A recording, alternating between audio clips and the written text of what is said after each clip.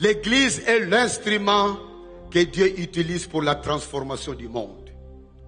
Je donne mes respects à tous les politiciens. Je dois m'incliner devant eux. Je respecte les politiciens. J'en ai autour de moi. Mais je sais que malgré leur bonne volonté, ils sont incapables de faire de ce pays un pays habitable. C'est l'Église qui a ce pouvoir-là. Parce que nous sommes en contact avec les dieux tout-puissants. Nous sommes en contact avec les dieux qui vivent dans nos cœurs. Nous avons la puissance de Dieu à notre disposition. Par la prière, nous avons la capacité de renverser tous les projets du diable. Mais qu'est-ce que le diable fait? Parce que le diable sait ça, que c'est l'Église qui est l'instrument de Dieu pour la transformation d'une nation. Qu'est-ce qu'il fait? Il fait pénétrer au niveau des leaders des églises, nous qui sommes des leaders, il fait pénétrer des infiltrés qui paraissent être des pasteurs, mais qui en réalité sont au service du diable.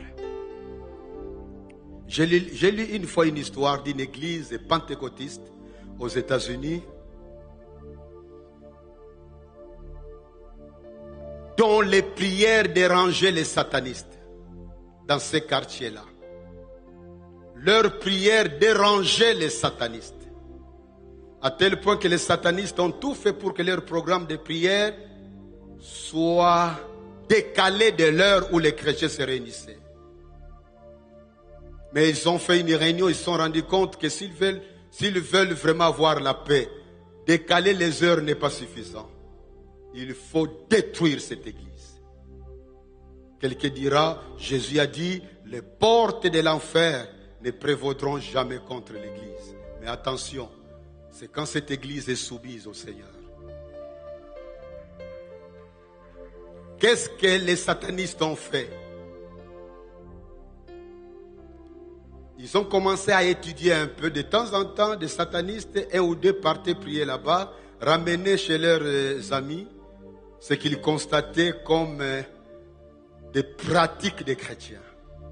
Et puis ils ont dit, cette église, tant que leur groupe d'intercession continuera à fonctionner et qu'eux-mêmes aussi, les membres seront des hommes et des femmes de prière soutenus par l'intercession des intercesseurs, on n'aura jamais la victoire. Ce que nous allons faire, l'un de nous va pénétrer dans cette église-là, donnant même un témoignage avec des larmes que je suis devenu chrétien. Je m'appelle tel, donnez un faux nom, présentez-vous comme étant un membre d'une église de satanistes, loin de ces quartiers-là, mais que tu es fatigué du satanisme, tu as accepté le message qu'on t'avait déjà présenté il y a plus de 10 ans, que tu avais négligé. Et maintenant, tu as cru que c'était un message vrai et que tu choisis de prier parmi eux. C'est ça qui a été fait.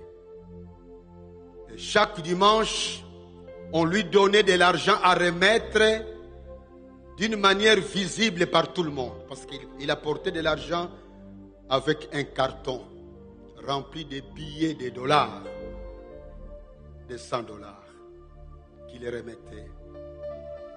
Le pasteur a remarqué que c'était un bon donateur. Il s'est approché de lui pour être encore plus proche de lui parlant de ses propres problèmes et des problèmes de l'église. Il a informé dans son quartier général que je deviens de plus en plus ami du pasteur numéro 1. On lui a dit bravo, continue ton travail, mais vise l'intercession. Un jour, il demande au pasteur, est-ce que je peux avoir un travail à faire dans cette église? On lui dit, oui, mais ça dépend de toi. Depuis que tu es avec nous à peine quelques mois, est-ce que tu as constaté là? Moi, je voudrais être intercesseur. Ah non, mais ce n'est pas un problème. Il n'y a pas de conditions particulières. Il faut que tu viennes à telle heure, tu verras les intercesseurs. La première réunion, moi-même, je vais t'introduire. La suite, tu peux te réunir comme tu veux. Bref, pour raccourcir mon histoire, le jour du rendez-vous est arrivé. Le pasteur a introduit cet homme, le nouveau converti, qui pleurait facilement à chaque prédication pour impressionner les gens. Il est devenu membre de l'intercession. Il s'est engagé sérieusement à être là à temps. Le retard n'existe pas chez lui. À temps, il est là. À temps, il est là. Quand il vient, il arrange les chaises, il fait aussi, c'est cela. Et puis les gens viennent. Son engagement était devenu remarquable par tous. Après quelques mois, et puis ils avaient leur caisse aussi dans les départements d'intercession, caisse financière. De temps en temps, ils mettaient l'argent là-bas, des paquets sérieux. Et les gens qui ont remarqué qu'il avait de l'argent commençaient à s'approcher de lui pour lui soumettre leurs problèmes personnels. Lui, en tant qu'un brave chrétien, il l'aidait tant bien que mal les uns les autres. Il a gagné la confiance de tout le monde dans l'intercession. Et puis un jour, dans une réunion d'évaluation du travail, il leur dit, j'admire comment nous prions. Mais est-ce qu'on ne peut pas aussi ajouter une activité sociale? Il y a trop de pauvres autour de nous. Comme nous avons autant d'heures de prière, on ne peut pas enlever une partie pour... On lui répond, non, il y a un département pour ça. Il dit, non, je comprends qu'il y a un département social. Mais moi, je voudrais quand même que nous, ici aussi, nous prions, mais en même temps aussi, nous accompagnons nos prières par des actes sociaux. Ce qui a été demandé a été accepté. Vous savez, quand vous êtes un grand donateur, il est rare qu'on refuse tes suggestions. Parce qu'on a peur de te perdre. Bref, je résume l'histoire.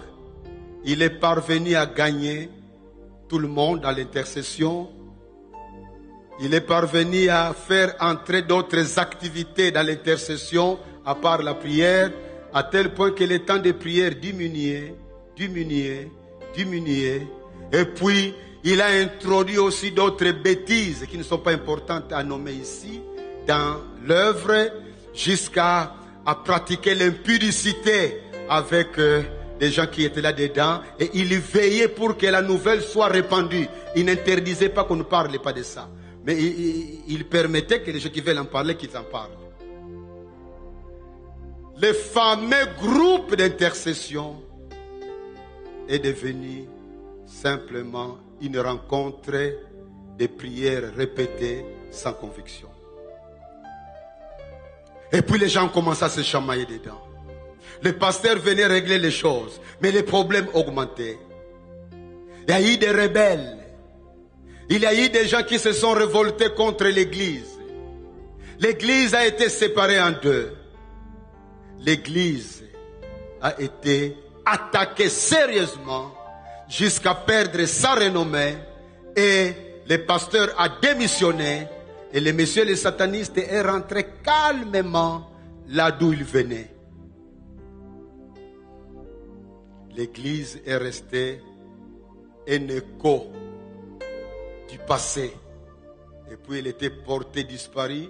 On a même vendu les beaux bâtiments qu'ils avaient. Bien-aimés dans le Seigneur, nous sommes sauvés pour sauver les autres.